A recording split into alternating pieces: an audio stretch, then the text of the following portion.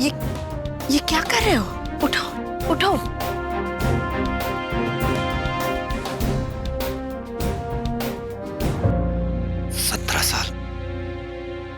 सत्रह साल से गुलाम थे हम ठकराल के, शर्मिंदगी की गुलामी।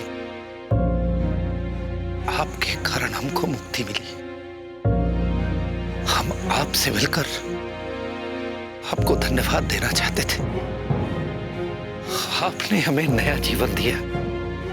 मैंने कुछ नहीं किया बच्चा सिंह, मैं क्या कर सकती हूँ? तुम्हारे साथ जो कुछ भी हुआ वो एक हादसा था, और 17 साल के बाद इस सच का बाहर आना कोई उपलब्धि नहीं है।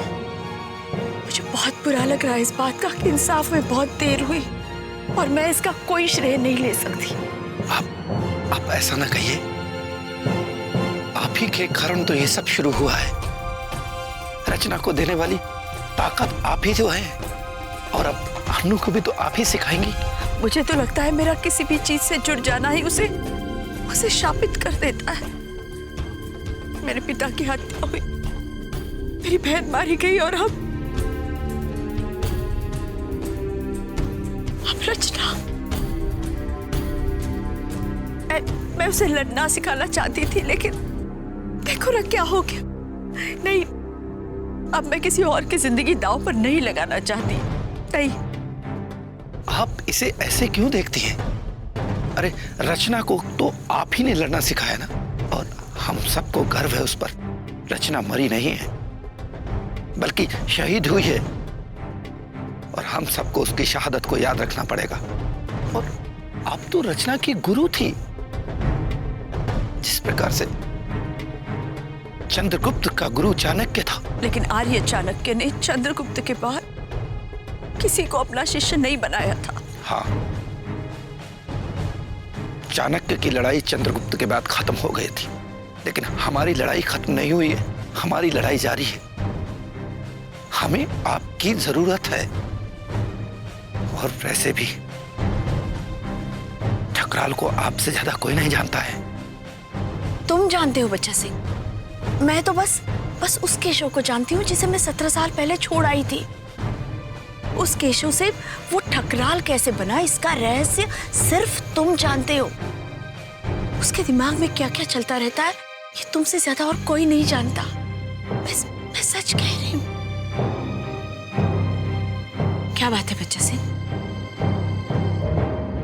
क्या कहना चाहते हो लेकिन कह नहीं पा रहे हो? बताओ क्या है?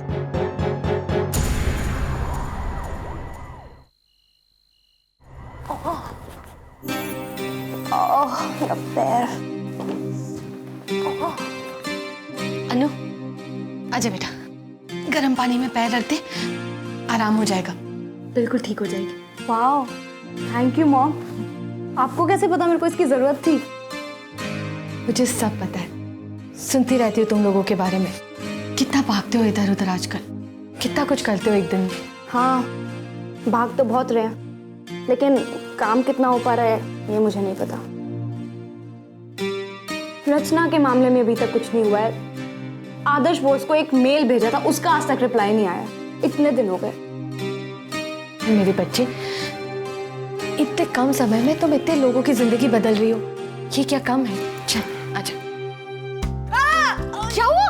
ना गर्म पानी है। हाँ ठीक है, अंदर पैर रखो, सब ठीक हो जाएगा। मम्मी बहुत गर्म है, आप क्या कर रही हो? गर्म नहीं है मम्मी प्लीज, सच में बहुत गर्म है, प्लीज। सुनती क्यों नहीं है तू मेरी बात? अरे क्या हुआ, क्यों चिल्ला रही है? वरुण आ जाओ इधर, इसके पैर पकड़ के रखो यहाँ पानी में। बहुत मजा आएगा। मैं तेरे को बताऊंगी बाद में, तू देख लियो। मम्मा प्लीज, बहुत क्या गर्म। करेगी? ठंडा पानी डालेगी? डाल।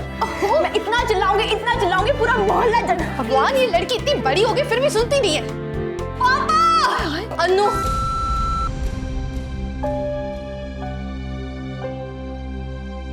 क्या हुआ? वरुण आदर्श बोस का मेल आया है। उसने हमें दिल्ली बुलाया है। अनु, क्या पूरा गीला कर दिया? आदर्श बोस ने बुला ही लिया हमें। अब हम तेजी से आगे बढ़ेंगे। अब रचना को इंसाफ मिलेगा। आदिति जी, हमें बहुत चिंता हो रहा है। चिंता? किस बात की चिंता?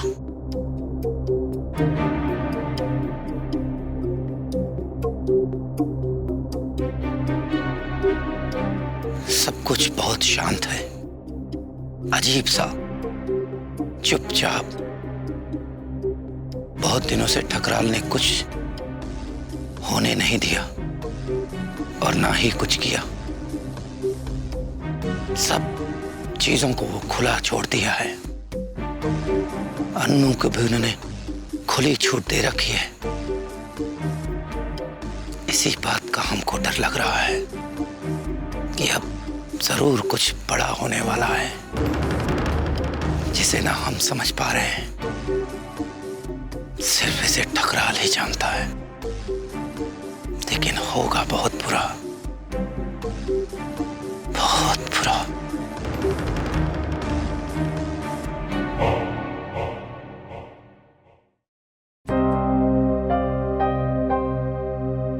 सिड,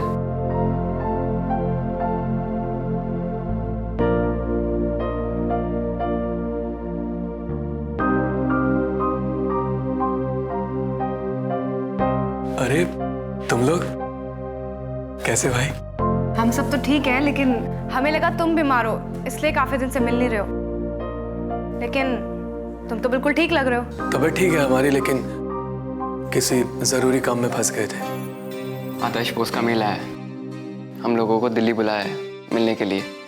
अरे भाई ये तो बढ़िया बात है। तो चलना, हम लोग अभी निकल रहे हैं। जल्दी से तैयार हो जा, तुझे लेने आए थे साथ में।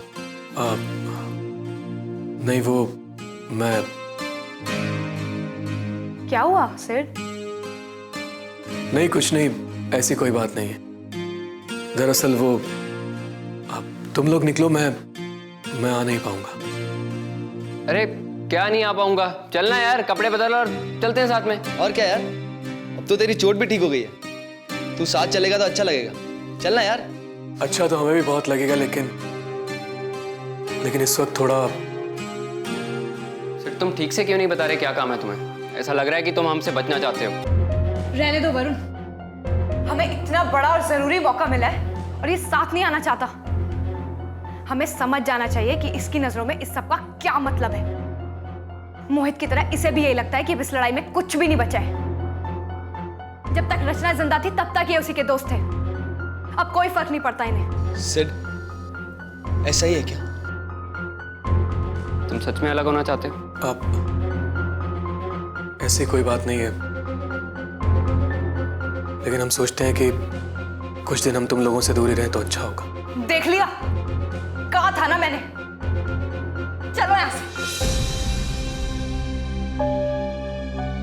चला रे।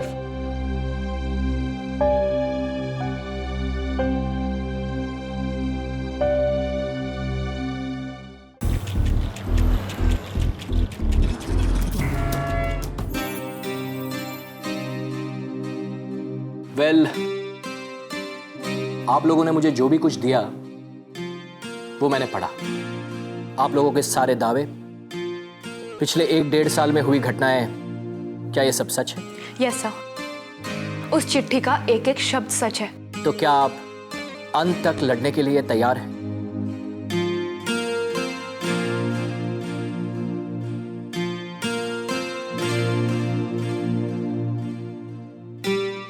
अंत तक सर, भले इसका मतलब हमारा अपना अंत क्यों ना हो। गुड।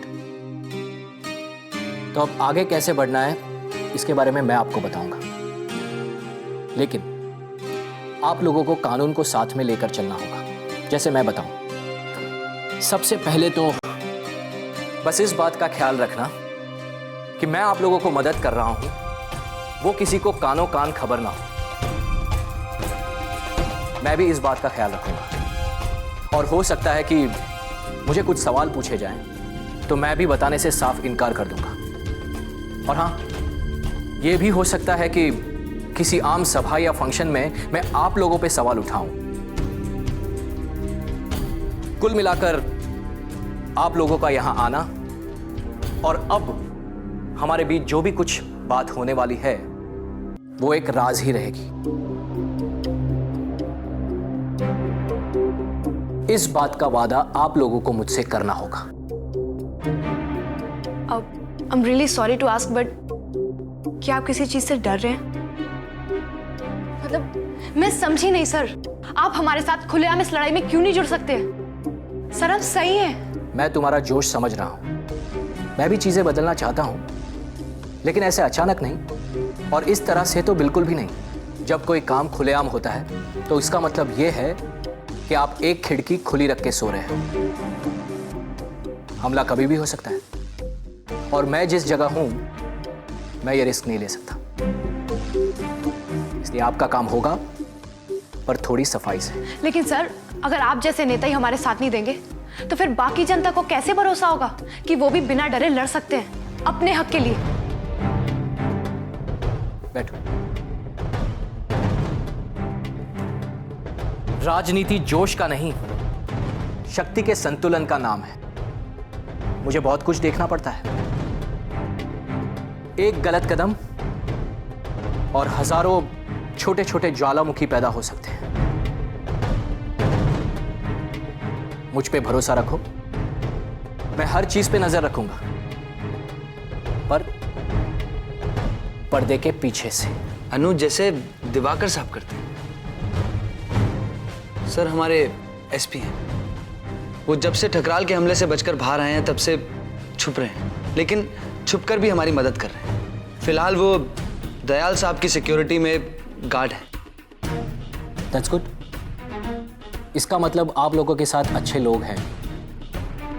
सबसे पहले आपको अदालत में पिटीशन फाइल करनी होगी ताकि रचना की हत्या की जांच हो, और उसमें आप साफ साफ लिखोगे कि आप लोगों को शक है कि रचना की हत्या ठकराल ने ही की है। लेकिन सब मुझे पता है आप लोग पहले भी अदालत जा चुके हैं और ठकराल के खिलाफ आपको कुछ हाथ नहीं लगा, लेकिन इस बार मैं अपनी ताकत लगाऊंगा। मैं यकीन दिलाता हूं कि आप लोगों के लिए नए रास्ते खुलेंगे। मैं कोशिश करूंगा कि ठकराल पे दबाव बना रहे। आप लोग पूरे विश्वास से आगे बढ़िए। मैं हूं। Sir thank you so much. Welcome. आप लोग जा सकते हैं। Thank you sir. वेलकम।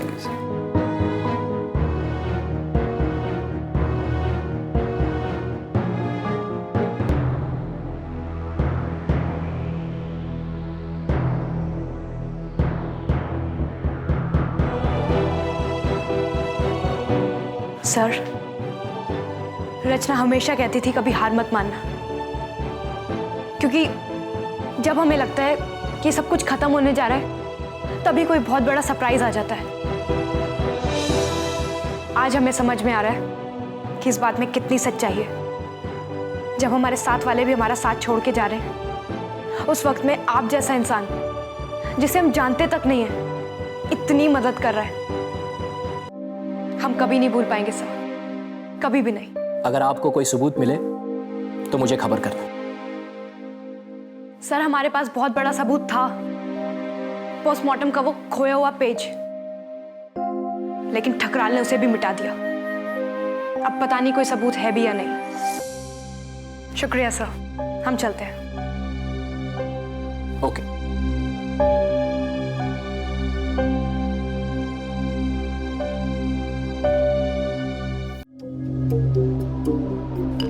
कहाँ मिसिर बाबू? ये ठकराल साहब आजकल दयाल बाबू से बहुते मिलने आ रहे हैं। अबे क्या बताएं, बड़के लोगों का खेल है। आज ससुर हमजोली, कल मार देंगे गोली। इसमें हम अपना बेजा काहे को खपाएं। हाँ, खेल तो खतरनाक ही हुए इन लोगों का। अब वो रात से हमें भी कुछ हुए हैं। अरे वो रात तो ठकराल साहब पार्टी नहीं दिए थे क्या? अरे जी दिन वो लड़की भी गायब हो गई थी। अम्मा चुप रहो, पता लगा अम्मी मारे के साथ साथ हम भी। तुमको पक्का पता है क्या कि वो लड़की मारी गई है? ससुरा टीवी में तो कह रहे कि अबे मारा ही होगा। आजकल कौन डूब के मरता है? कोई हरिश्चंद्र का युग चल रहा है का कि लाज शर्म से डूब के मर गया? काम इसे। अरे तुमसे कोई कुछ बोले क्या? नहीं, पर खबरियां तो उड़ती रहती है ना हवा में। वो दयाल बाबू थे ना, उनसे बात करते देखा था उसको, वो वकील आहूजा से। कुछ तो खबर थी उस रात की सच्चाई का, लेकिन भैया वो भी सिधार गए। वो रात को क्या हुआ? आहूजा को एक बात का खबर था। अच्छा, फिर भी कोई मामले में काहे नहीं बोलता? ससुर हर कोई ऐसा चुप्पी साध के बैठा है जैसे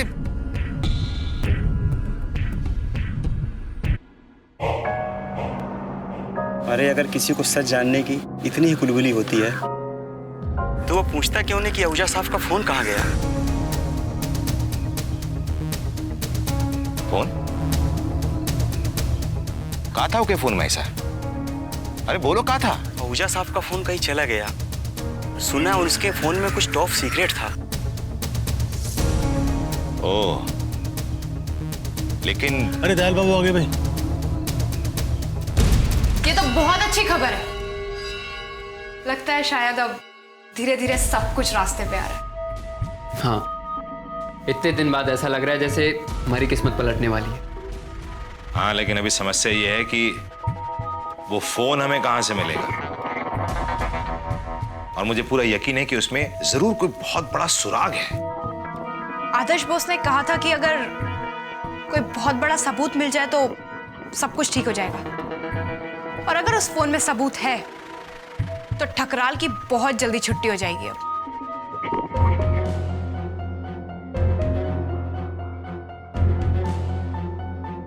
अरे बच्चा सिंह जी, क्या हुआ? आप इतने परेशान क्यों बैठे हैं?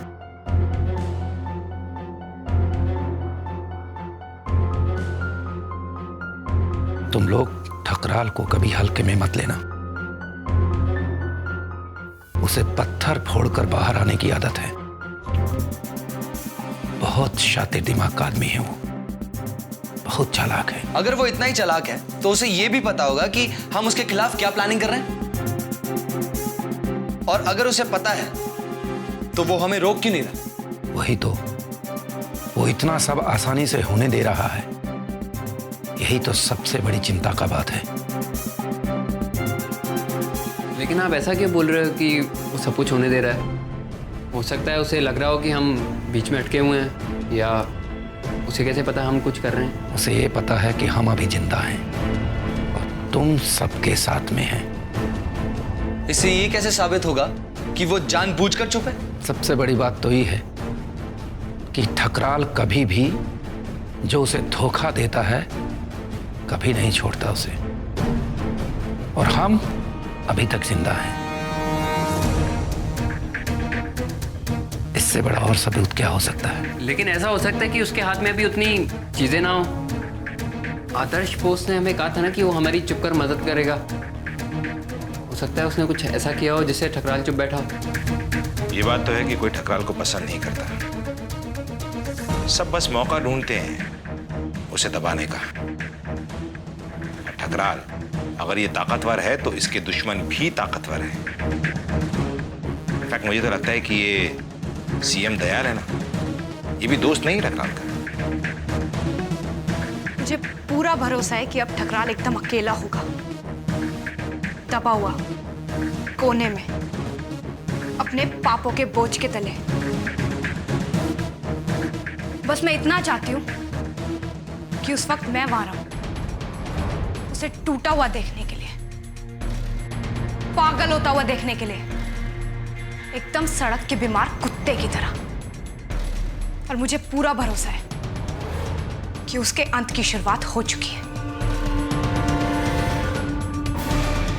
कुछ लोग कहते हैं कि दुनिया में ऐसा कोई विचार नहीं जो किसी ने पहले ही ना सोचा हो, लेकिन मैं इसे नहीं मानती।